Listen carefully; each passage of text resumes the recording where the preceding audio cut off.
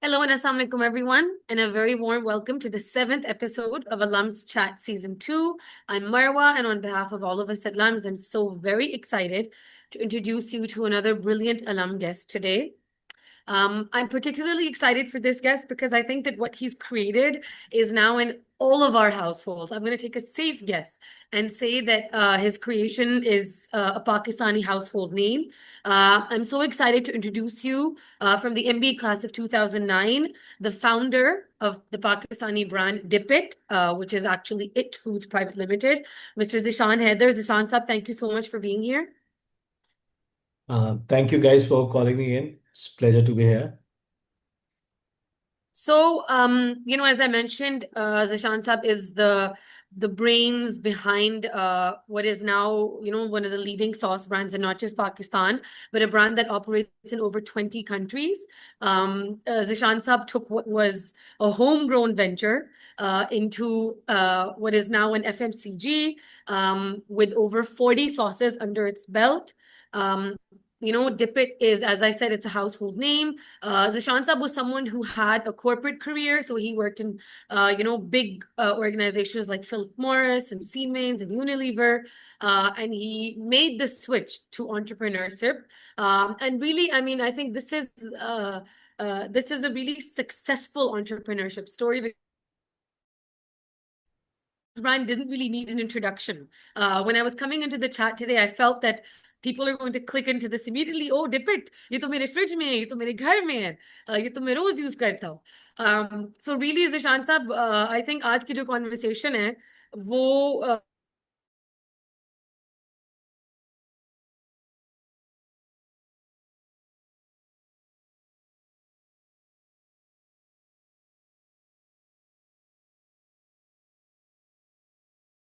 but also the two different career paths.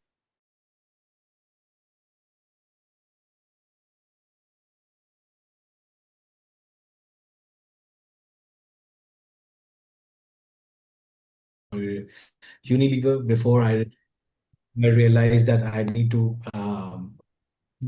do my MBA and refine myself to progress further. And then I opted for my MBA and then joined LUMS. So you're an engineer I'm an engineer. originally. Yes, I'm an engineer by profession, if you say. Yes, that's my first degree. My discipline was electrical. I don't know Mhm. why I took electrical. I wanted to take mechanical, but whatever the reason. So I did my electrical engineering from there. Yeah. And again, great to know that because I don't think anyone of us would have known that you're actually, engineer and did an MBA and then went on to become an entrepreneur. But as they say, all of our life experiences do contribute, right, to Mhm. where we end up in our life. So, what was the, sir, you decided to do an MBA, but what was it that initially made you choose LUMS? How did you opt for LUMS in 2007? Well, there's a funny story for it. Uh, I had I opted for IBA though first, and I flunked the test, so I was not clear. And then my boss was from LUMS, I remember, and he told me, "Why don't you apply for LUMS?" And I said, "No, it's too far. I don't want to go." And then he filled in my form and submitted my fee for the test. I remember it used to be the LMAT test back in the day. So he submitted my form and I remember submitted my fee. And then told me that the date is this date you have a test. So that's a funny story behind it. I've been blessed with good bosses all my life. So I did that. And then I applied for the test at LUMS, got in, and I think at the very moment I decided that I want to leave my job and want to do my MBA. The reason why I wanted to do an MBA was that I thought I was missing that finesse. Uh, though engineering degree gave me that a rough it kind of a thing. I was very street smart and was able to tackle things. I think that the finesse was missing, which I thought that an MBA would help me to overcome that. So that was the reason I wanted to do MBA. Maths was something that engineering by engineering I was good at, so I thought it would be a good combination for me to do that. So, I mean, very good reason.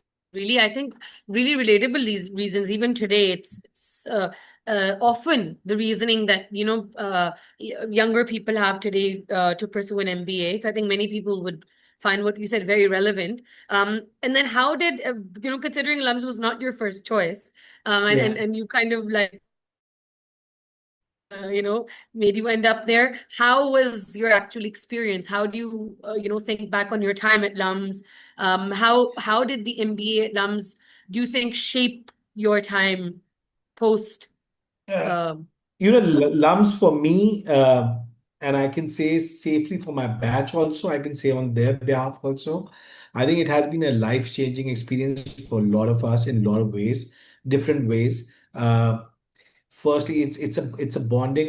The first and the most important thing for me is that the friendship that we made at LUMS or in the life that we spent at LUMS is something that's a lifelong thing. That those friends are now have been associated with me in various ways and forms, but most of the building stones of Dipitt were laid by those my classmates.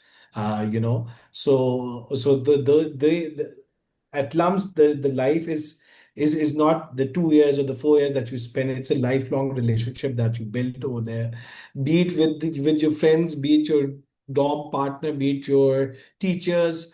Till today, I consult to a lot of teachers at LUMS who are there and not there even, but they have been my professors at LUMS. So LUMS is a life-changing experience for me. And the best part about it was that I was also from Karachi to Lahore. So it was a change of culture, change of place, change of new people, new dynamics, new things to study. So it was a beautiful experience. And till today, I don't know how many years back, but if I sit back and reflect, I think it was the best choice that I made in my life so far.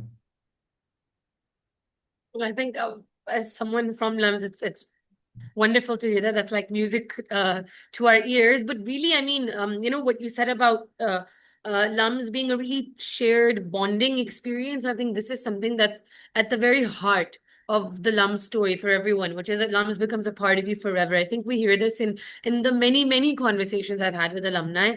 That's, a very common thread, as you said. And I was going to ask you, are there any mentors that you look back on from your time? And you just said, that you still speak to your professors. They're still your advisors. So how do you, even today, how would you say that the LUMS experience really specifically contributed to your journey with Dipitt and where you are, especially in terms of entrepreneurship? Is there anything specific that you can look back on and say that this is something that you, even today, in your entrepreneurial journey, hold on to, maybe a value, maybe a lesson, and anything very specific that you could share? Look, when you are at LUMS and studying and doing that, you are completely dependent on what you're doing on your group or on your team or whatever it is or yourself only. So I think that's one trait that when you're starting up something is very important because you are the only one at that particular point of time, right? So that's one thing. And then we used to have our kind of a wax visual case assignment back in the day at LUMS. So कभी कभार हम उनसे बड़े demotivated हो जाते थे और they were very frustrating sometimes. And then we used to get up ourselves and motivate ourselves again. So that's very important when you're starting up something. Every day brings you some good news, some bad news. So you have to start the other day with a fresh mind, with a positive mind and a positive energy. I think these things help me over here.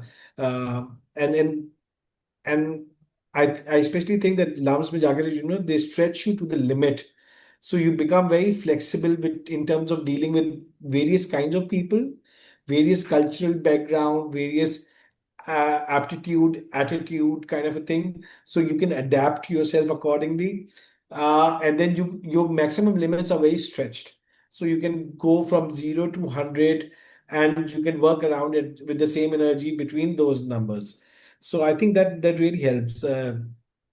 Adaptability, flexibility, energy. I think that's what the most important things that I think I learned from Lamza back in my day, and that really helped me till today. Even till today, if I have to hire someone, I just look for the energy and their passion in that role.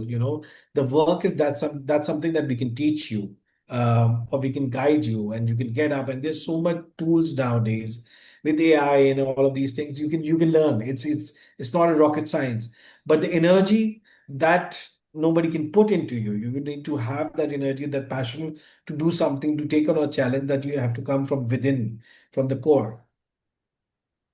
So I really like that you still look for the very human aspect of who Yes, you're because it's at the end of the day human has to do work, right?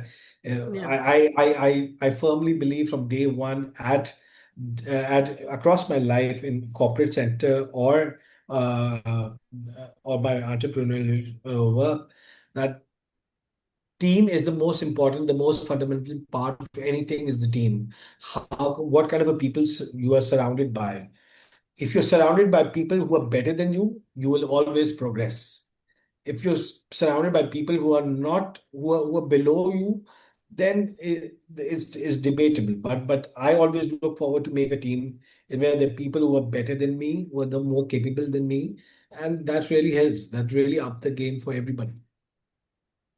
I mean, I think that's generous of you to say, but I think a good lesson for everyone, anyone who's looking to become an entrepreneur in their life or looking to start anything of their own. I think that's a great value, to inculcate in themselves. And okay, so sir, I want to go into the beginnings of this entrepreneurial journey that we're talking about. So you were in a completely corporate career. You worked at some very big names, so Siemens, Unilever, Philip Morris, like I said, worldwide organizations. और उसके साथ साथ आपने एक food stall Karachi ईट पे आप start हुए एक food stalls right which is again something relatable we know other people in our lives थोड़ा बहुत सब करते but that led to something huge, right? That led to Wingate and then Dipitt. So tell me a little bit about how did that food stall happen, Karachi Eat, and then what was the response, what was the experience, and then what was the story that led you to leaving the career and starting this full time? All right. So I think this was 2016. I was 6 months or 8 months back from my assignment from Philippines to Pakistan. So I was not in Pakistan for 2, 3 years before that.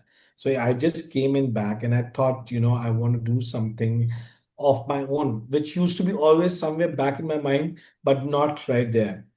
And there was a moment in my life where I said, I want to do it, and this is the time to do it. So let's just do it. I was lucky enough, again, by surrounded by good friends.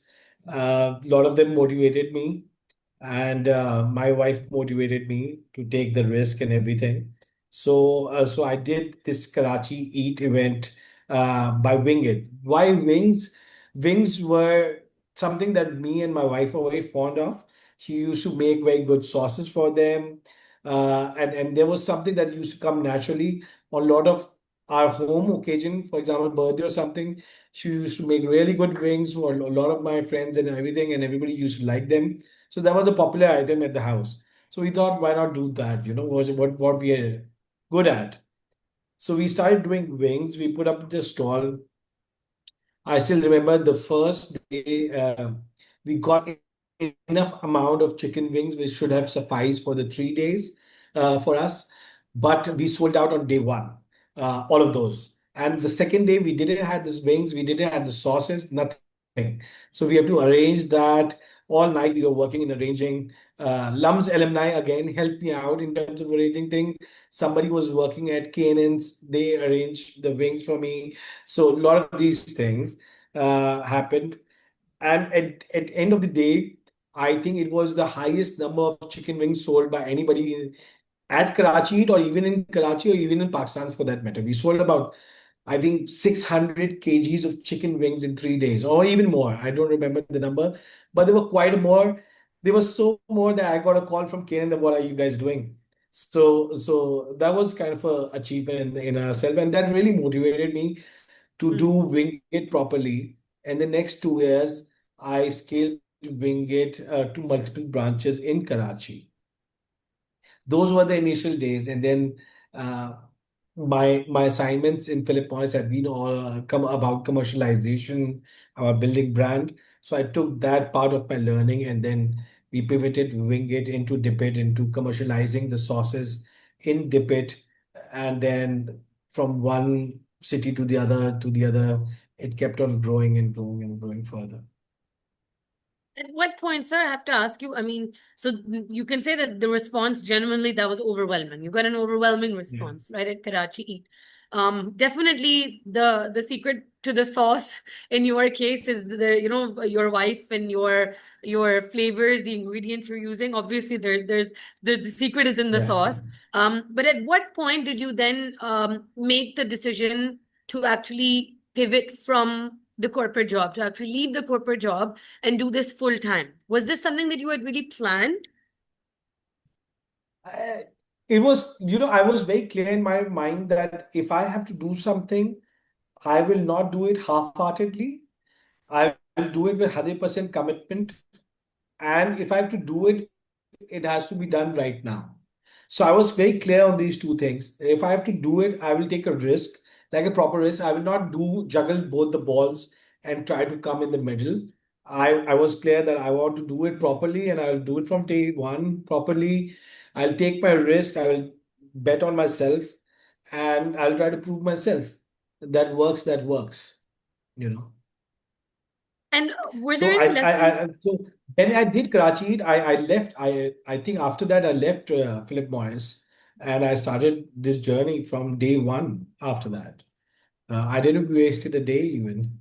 I think Karachi ended on Sunday, and I resigned on Monday or Tuesday. Wow. I'm So really, I a mean, very risk taker. By life, or by, I don't know, by nature. I'm a very risk taker, so I was up for it. so I was actually going to ask you that were you somebody, because so you did mention this, thodi der pehle, one of the earlier responses, that you were someone who always had entrepreneurship at the back of your mind. So you were somebody who had thought about it in your life. And so one of the lessons, of course, we're gleaning from your story is that you're not risk averse, and you realize that, this is the time.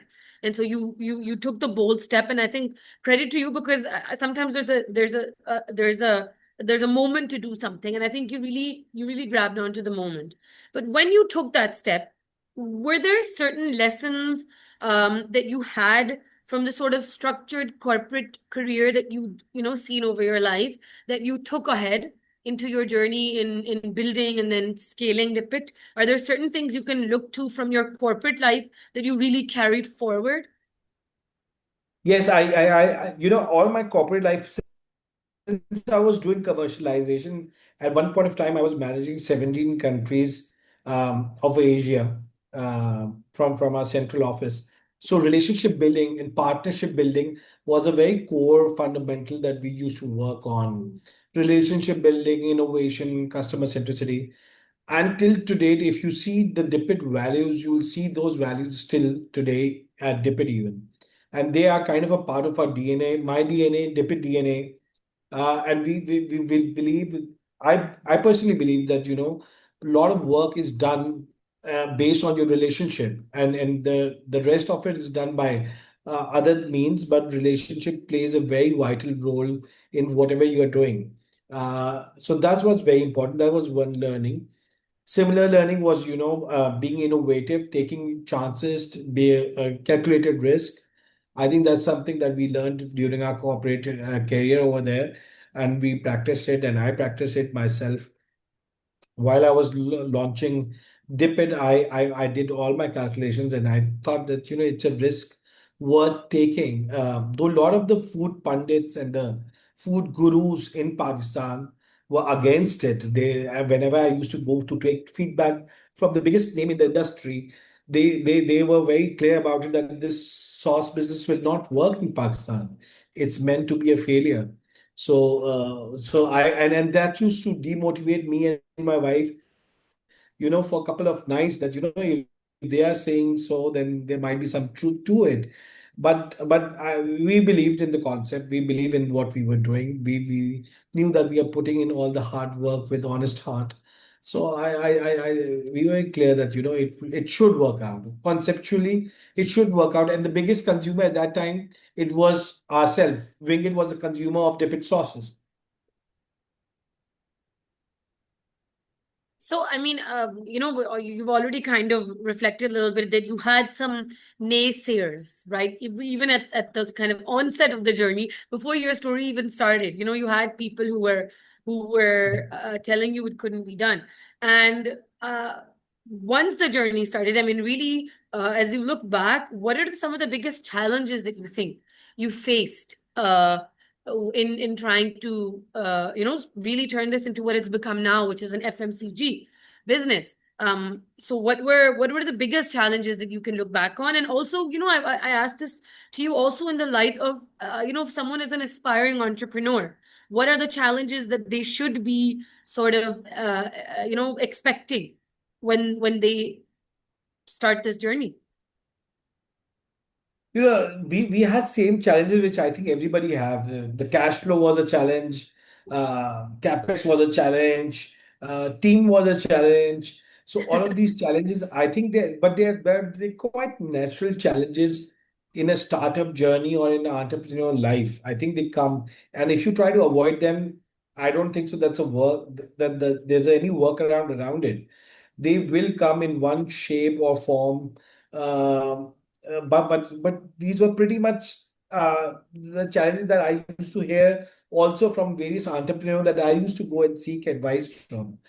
And when they were came, I was mentally ready for it, that these challenges will come.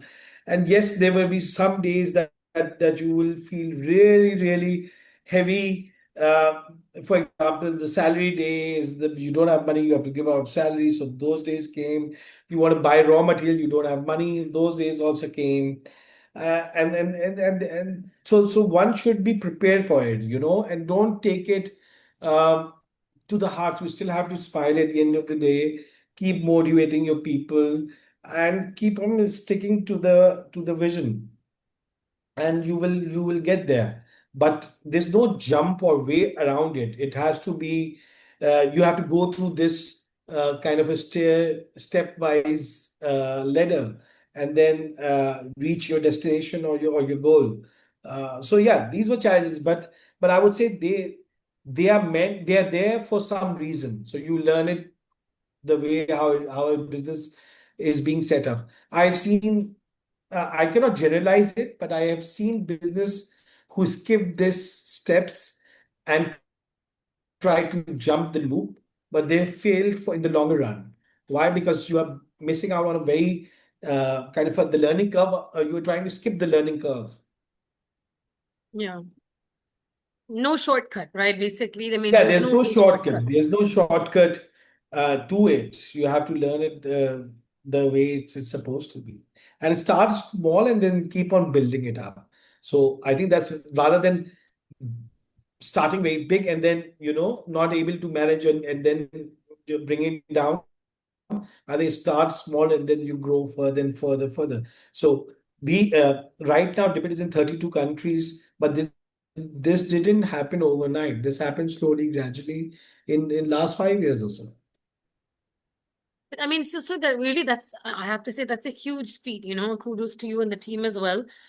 Because there are not many local brands that have cropped up in recent years, that make it to the point where they're being exported to, different countries.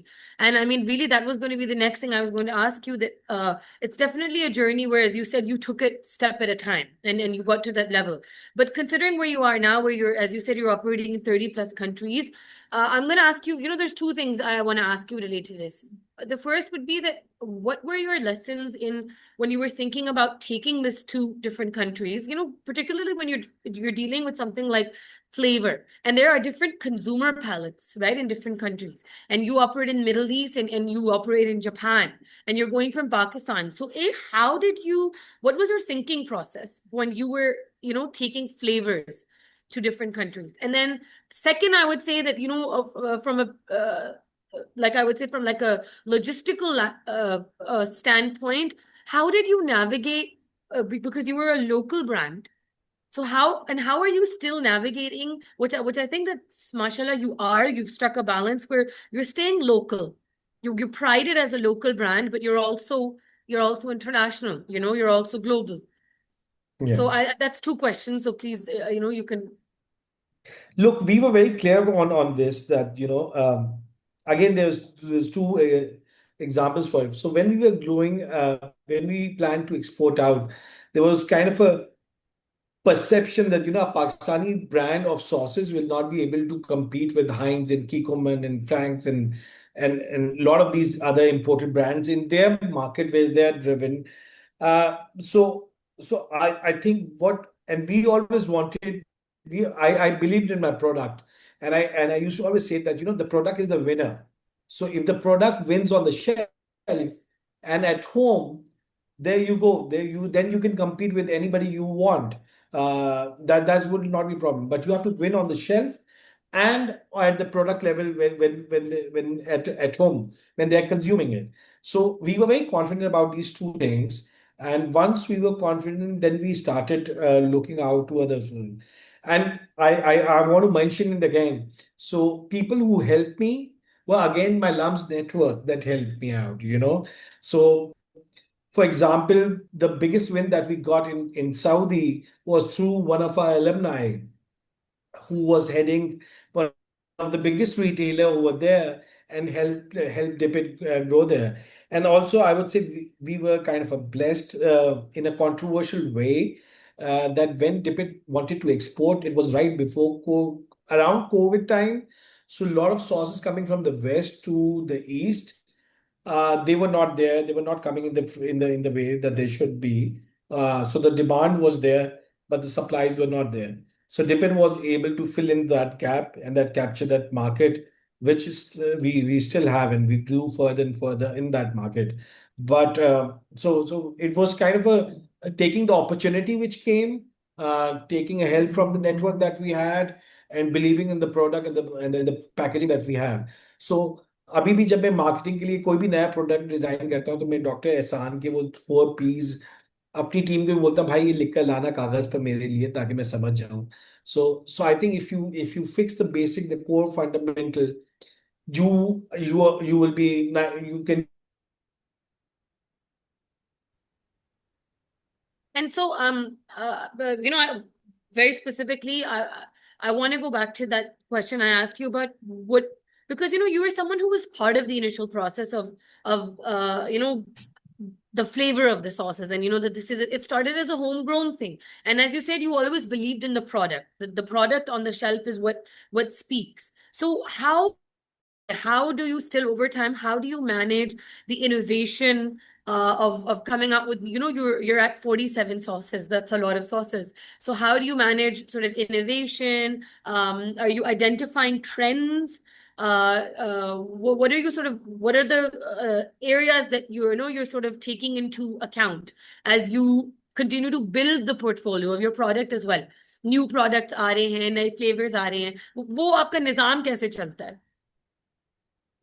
So again, one is that you have to build the innovation pipeline for next 2 3 years. Mm. Follow the trend, study the trend, do your research. Research is very core to us. We do a lot of research at Dipitt, be it related to anything. So we do a lot of research in terms of food trends, in terms of what kind of a B2B or B2C consumption is happening. लोगों को burger पसंद आ रहा है या pizza पसंद आ रहा है या खाने में क्या पसंद आ रहा है, which sauce they are liking, which are not liking, what's happening in Europe, what's happening in the US, what's happening in Asia, what's happening so you do a lot of research, and I think research helps you understand what kind of a dynamics you are operating in, and what you should be doing. So research is very important to answer your first question, and that's something that we really do extensively at Dipitt, not just in the food technology part, but also in the food understanding part, understanding the trends and behavior of people of consumption, what people are cooking at home. So we do quite an extensive research over here. So you stay connected with, the pulse of the people, really. And continuing on that thought, you mentioned food technology right now, and I was going to ask you about this, that this is also something that Sorry, I missed out on the question that you asked. you missed out on the last question I asked. This one that you are asking. I was इससे पहले sir एक मैंने आपसे पूछा था the balance between staying local and taking it Mhm. global. This is something that I'd asked you Okay. because you're still So at Dip, we have the same product for Pakistan and for Japan and for Europe and for Gulf is the same product. Okay. And what we try to do is we try to make one international, we want to try, what we try to do is make a benchmark of it actually and see what's globally acceptable and keep that as a benchmark of a product for ourselves and then take it down further. For example, if you find a mango habanero sauce, which is a mango chili sauce or a mango chutney sauce, that's is across Japan and Pakistan and UK is the same product. So there's a different audience which are consuming it with different things. For example, a mango habanero sauce in Pakistan is consumed with golgappas or with chaat or with other things such as fish. In Japan, a mango habanero is consumed with seafood. In UK, our mango habanero sauce is consumed with chicken wings. So the consumption pattern is different, but or the food is different, but it's the same sauce which is working in different ways in different places. That's such an interesting way to kind of explain that you're kind of as you said, like the product stays the same. It's just how Yeah, you're identifying the consumers around the world. And I think around the it's world. lovely because it kind of also really speaks to how food unites us as opposed to looking at it from the point of view of, as I was saying earlier, that consumer palates are different, but really actually I'll ask you this, that is sauce is something that you find that it actually unites us. Uh, the people are loving the sauce everywhere, really. And do you find that uh, dip it is being consumed the same way in different countries, or do you see trends in different countries also? Yeah, the trends are also different. For example, uh, each sauce trend is different in a different country. For example, GCC Pakistan is a market which accepts high heat levels. So a spicy sauce is very okay in terms of Pakistan. But in GCC, it used to be not the case. They used to like very mild spice level. But now the trend is changing. People over there prefer spicy food now. Hmm. So this kind of a trend keeps on changing around the world in various markets. So what we do is we dissect the world into various trends, and then like for Gulf, we keep one trend. For Europe, we keep one. For North America, we keep one trend. It's done. Dissection is done, and then trend and behavior is determined from that. And I mean, really, I think sir दूसरी जो बहुत बड़ी इसमें एक बात आती है वो ये कि which is again something we're very proud of as Pakistanis कि हमारा एक ब्रांड जो है वो दुनिया के इतने ज्यादा मुल्कों में इस लेवल पे ऑपरेट कर रहा है. But you, from your perspective, I think this must be top of the line for you as well, which is that how are you maintaining quality while growing production at the scale that you are now operating at? And again, as I said, considering you've really grown over a few years. It's not been that long. It's not even been a decade. Yeah, no, quality is very fundamental to us. is one thing that we talk about every day, be it my line or down the team. Quality is something that we really is one of value for Dipitt. So it's something which we try to make sure in every way possible that the quality stays consistent and the whole portfolio that we have. Also keeping the fact that the product every market. So the team has also done wonderful job in terms of making sure that they give the same product out each and every time, uh, based on all the market's requirement. So it's something which is very core, and it's not one day kind of a thing कि आप सुबह उठे और आप बोले आज से मेरी क्वालिटी बेहतरीन हो जाएगी है. It's a continuous process in which you have to strive every day to make sure that the next day is better than the previous day. So it's a continuous process where you keep on improving, you keep on learning from you, improving further and further every day, and gradually you come to a level where where you are at an acceptable level, and then still you strive every day to become better.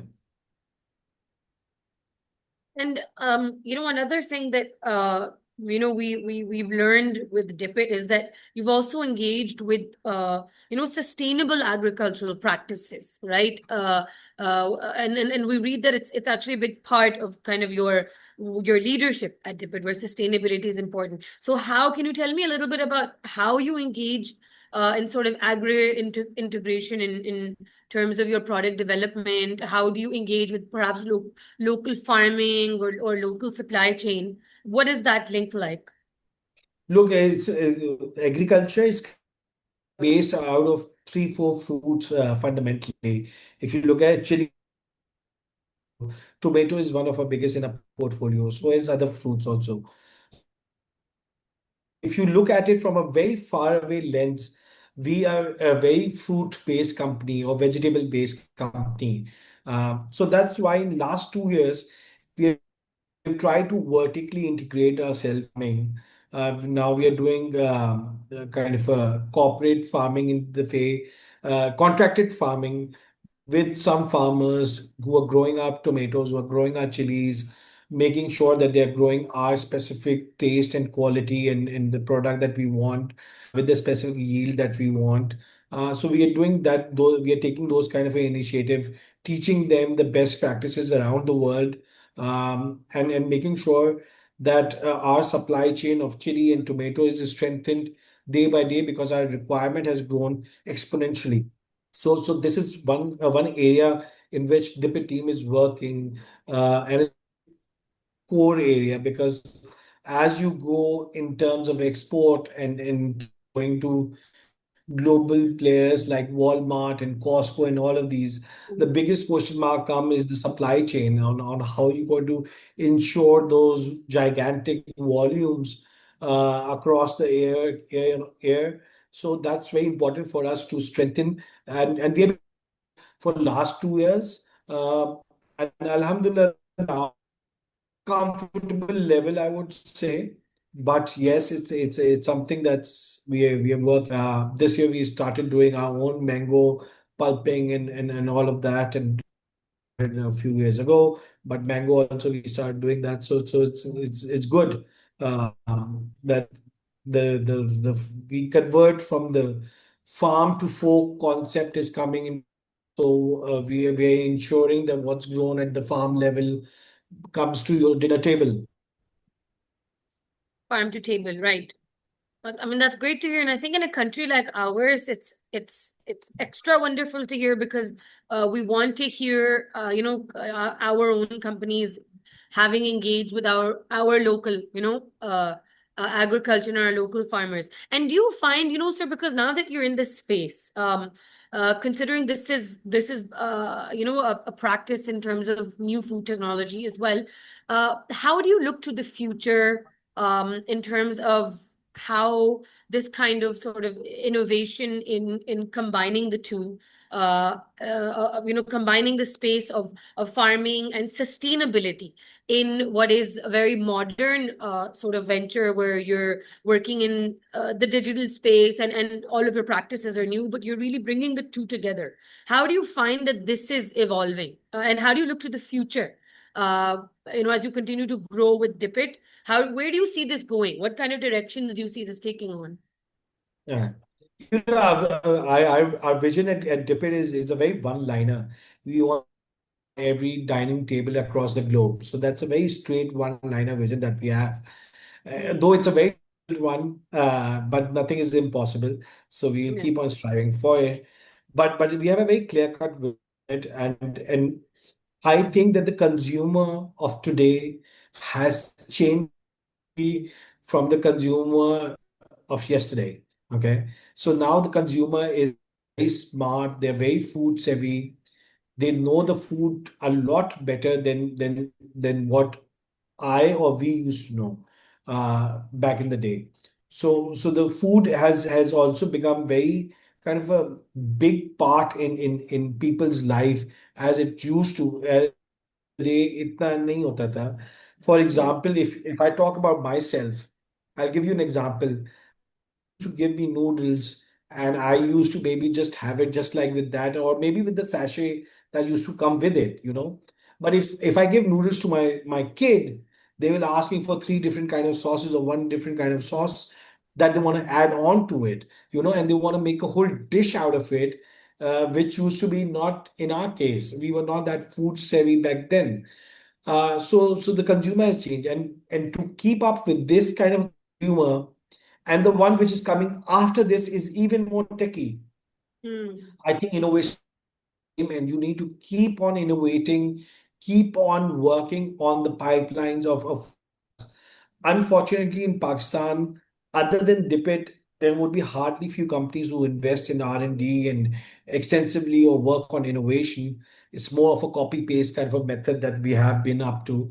But I believe that innovation is the key for future, and we have to spend on R&D, not just in terms of money, but in terms of time, energy, effort, to drive and to make sure that the consumer of future we fulfill their needs. And what would you say in terms of, as a company that, as you said, is actually working, innovatively and is not following the traditional copy paste method that we've seen many Pakistani companies work on, and you're working with innovation. And in fact, I think you have a strong innovation engine because, mashallah, in the few years, the kind of scope that you've seen in terms of your expansion, uh, may be आप आपकी vision तो बहुत अच्छा है कि every dining table, but you're well on the way to that already. I think आप पाकिस्तान की तो may be every second third dining table पे जरूर होंगे.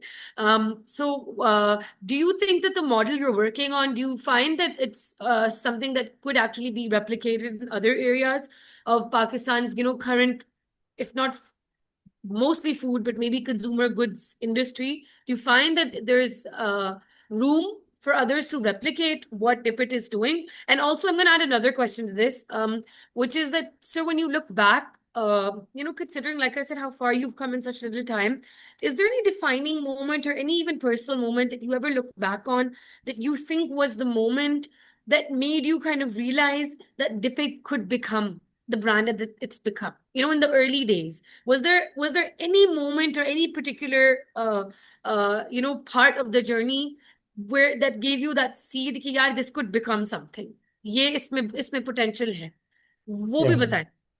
Okay. So I will answer you first. I think in Pakistan, there's a lot of unity. I still meet a lot of people and I tell them that they are not doing justice with their brands. And because again, you need to think out of the box. It's a very cliche, but you really need to challenge yourself. And you should be bold enough to take that. Yes, they might work out, they might not work out. I can completely understand that. But you have to take those risky decisions to see if they work out or they don't work out, right? If you will get nowhere. If you want me to name a few, I can name a few areas there's a lot of scope, and we are not doing justice to it, or we are still working on it, needs improvement, or kind of a scope that they should be taken to. I'll just name example juices. Juices in Pakistan, we are a fruit country, right? We have the best fruits, we have the best mango, we have the best peach, and we have best orange, and blah blah blah. All we have those. But are we making 100% fruit-based juice for ourselves? No, right? We should those, right? In the world, there are companies who are making those things. We are still making a 20 to 30% juice with the fruit. The rest is still. So I think there's a lot of room in it. Um, we can debate a lot around it, but in my view, there's a lot of opportunity out there still in Pakistan in a lot of things. A lot of food. I will just talk about the food sector. There's a lot of things that can be done to increase the exports, to increase the overall food category over here. Hmm. And your second part of the question, the moment that I had a debate, I was once in GCC, and I was visiting one of the biggest retailer of GCC, and I was presenting Dipitt portfolio to them. And I still remember that one of their category head of grocery, not a category head, I think he was VP or some very management person of grocery section. He came in and he tried the sauces and he said, "Where are these sauces from?" That these are from Pakistan. He said, "I can bet this kind of a product cannot come from Pakistan. So these cannot be made in Pakistan." I said, "This is made in Pakistan." He said, "Are these made in Pakistan, or are these packed in Pakistan?" So once I told him that this is produced, manufactured, packed, sealed, everything in Pakistan, and once he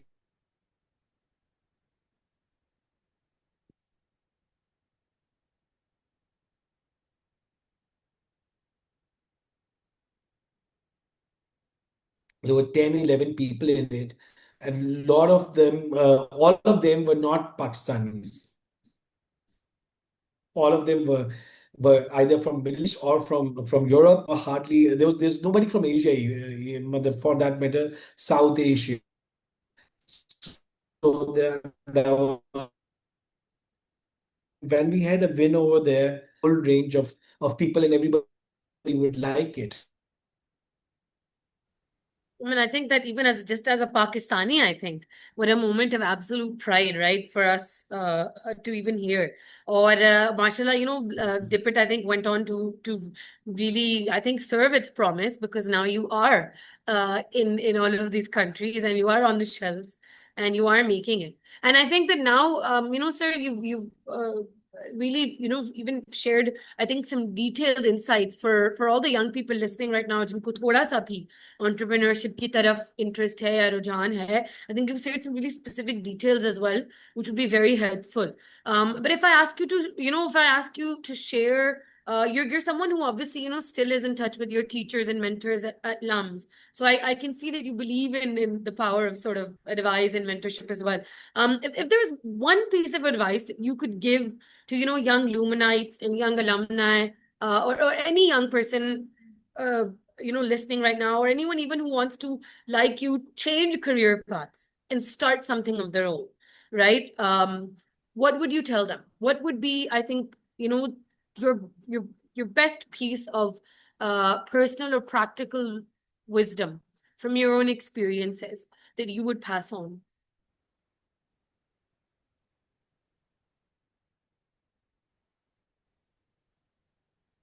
Yourself is very important, because I think that's the only thing that keeps you going, keeps you motivating. So, firstly, if you believe in yourself, that whatever you are doing is right, all the ways in mathematics, and from a business point of view, from a self motivation point of view, from an ethical point of view, if you think that this thing is right and you should do it, then you should definitely do it. You should not think about twice for it, or you should not debate yourself or question yourself for it. If you think that you are good doing the right thing with the right intent, then you should just go on and do it.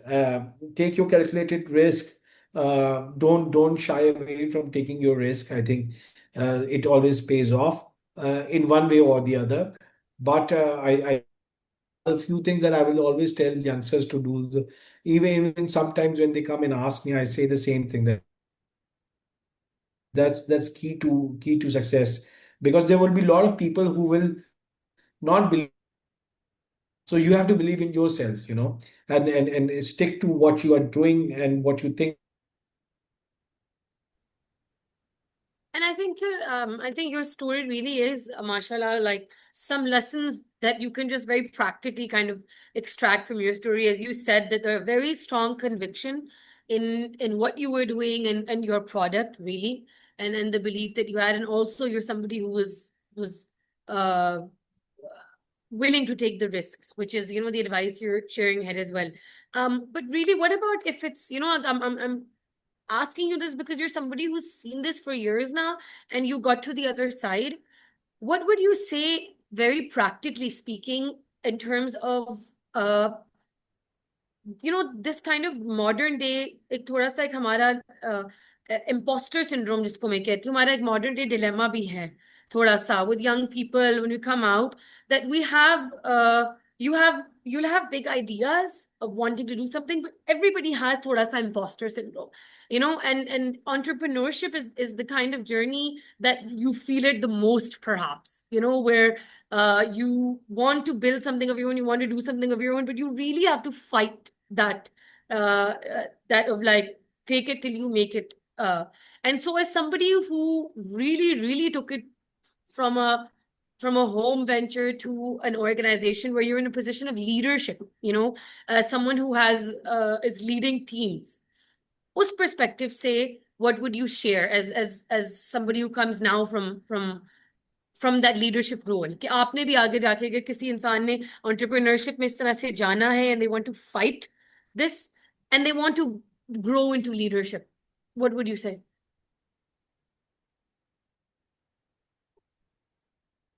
And you're saying that they're coming from the corporate sector, right? If I understand your question Yeah, like correctly. I'm saying that this is people who are coming from the corporate sector, or anyone who's coming from a different side who doesn't have entrepreneurial experience. You just have, as I said, you have the faith Okay. of the idea, you have that, but you need to make Okay. it to execution. You need to make it to what would you say to that?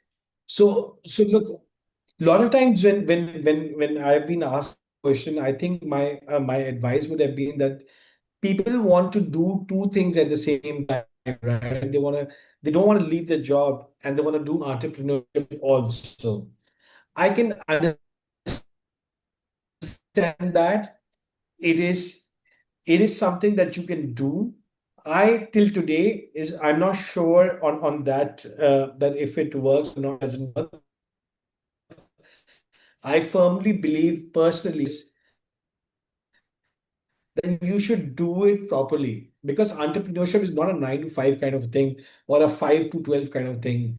Entrepreneurship, setting up something for generations, is something that will take you from 9 a.m. to 2 a.m. or I don't know what time, because there's no time.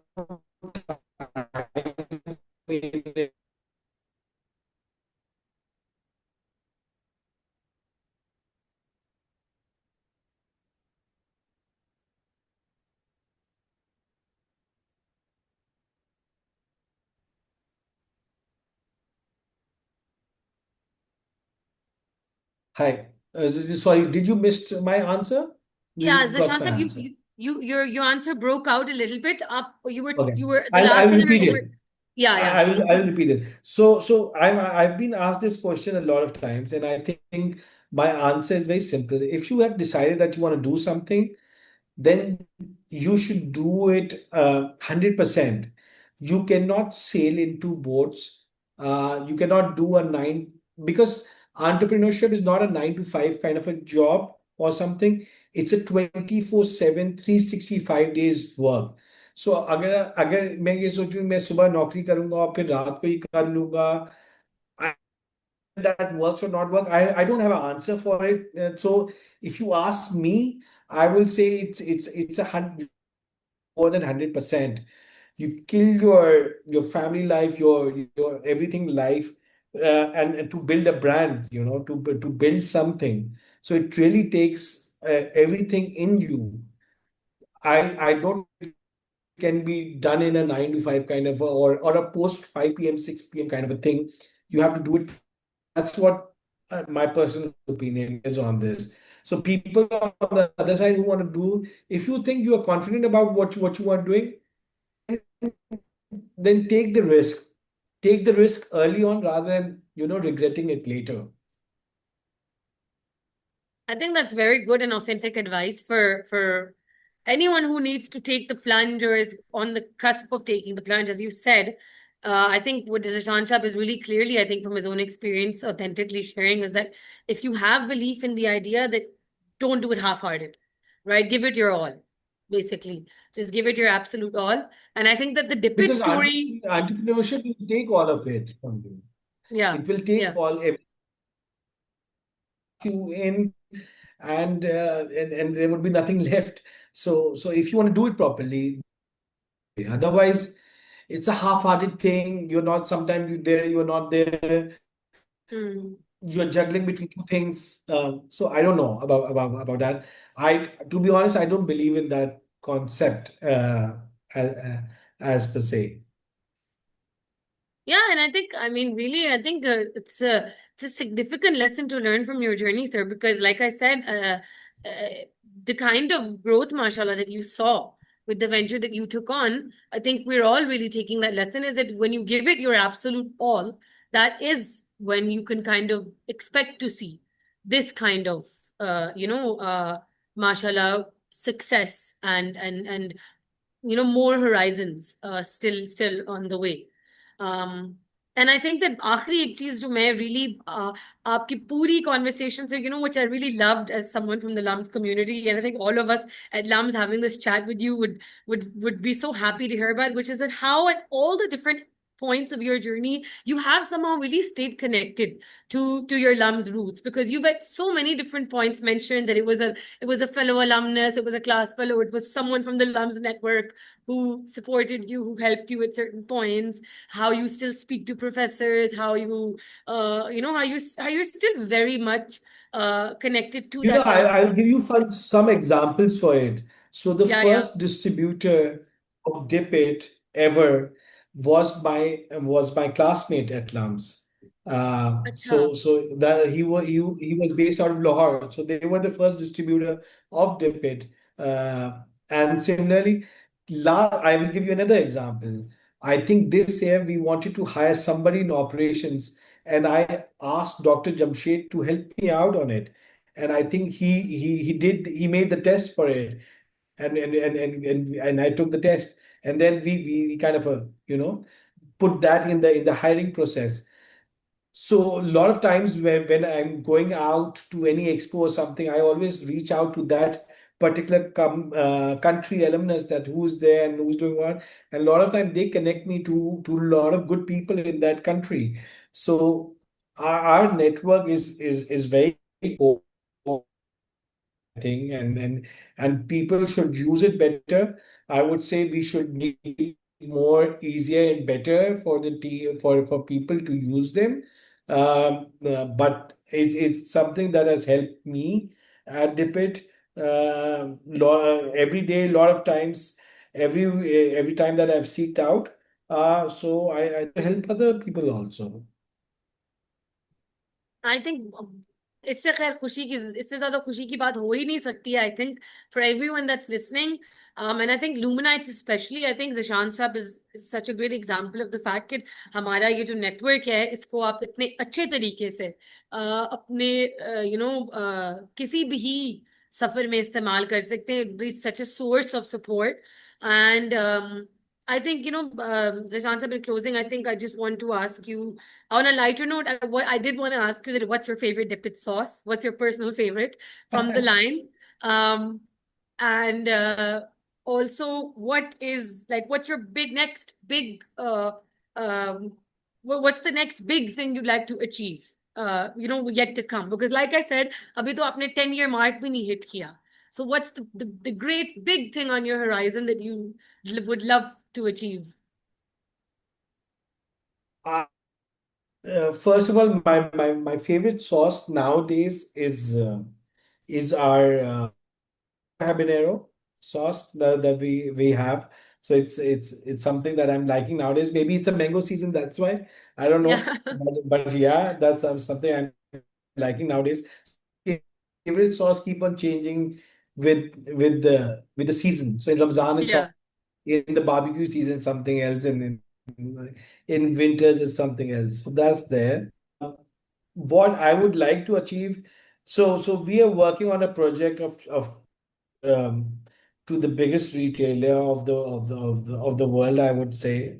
So that's kind of would be an achievement if we get that done on it. And I think inshallah ta'ala we'll give the good news out to everybody in Pakistan. So that's something we are really excited about and we're really working on nowadays.